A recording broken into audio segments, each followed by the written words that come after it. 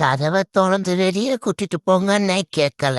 சரி இங்கே படுத்து போராட்டம் பண்ணலான்னு படுத்துட்டேன். எங்க மம்மி ஒன்னு வாடா உனக்கு புதுசா ஒரு டாய் வாங்கியிருக்கேன்னு காமிச்சு கூப்பிட்டாங்க.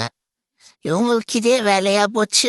ஏதாவது ஒரு பொம்மையை வாங்கி நம்மள்ட்ட டெஸ்ட் பண்றதே வேலையா போச்சு. பார்த்தேன், இது என்னடா இது பாண்டா பொம்மையா? நடுவில் ஒரு ரிங்கு மாதிரி சுத்துது மொய் நொய் நொய் நொய் நொயின்னு. ஏதாவது ஒரு பொம்மை வாங்கிட்டு இருக்க வேண்டியது. எதுக்குதான் இதெல்லாம் பண்றாங்களோ தெரியல. நம்மளுக்கு தான் இந்த கார்ட்போர்டு, பேப்பரு, கலர் ரிப்பனு இது கூட விளையாடுறதுக்கே ஆசரியா இருக்கு. புது பொம்மைங்கள் வேற.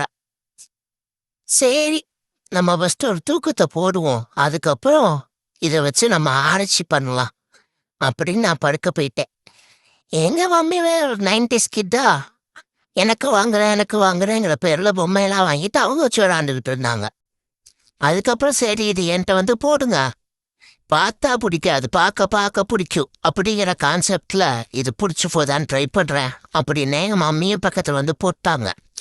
அதுக்கப்புறம் எடுத்து சேர்ல வச்செல்லாம் விளையாடுற அளவுக்கு சேர்ல இடம் பத்தாது, தூங்குறதுக்கே சேர்ல இடம் பத்துற, இதுல எங்கன்னா விளையாடுறது, தூக்கி பெட்டு மேல வைங்க அப்படின்னே வச்சு விட்டாங்க. அது அழகா சுத்திக்கிட்டு இருந்துச்சு. பின்னாடி ஒரு ஸ்க்ரூ வேற இருக்கு. அதை நான் எல்லாம் சுத்தினாதான் அதை சுத்தமா. எங்க மாமி வேற அப்பப்ப பாவம் சுத்தி விட்டுக்கிட்டே இருந்தாங்க. அதை சுத்த சுத்த அது பார்க்கறதுக்கு இன்ட்ரெஸ்டா தான் இருக்கு. பிடிச்சிருச்சு எனக்கு.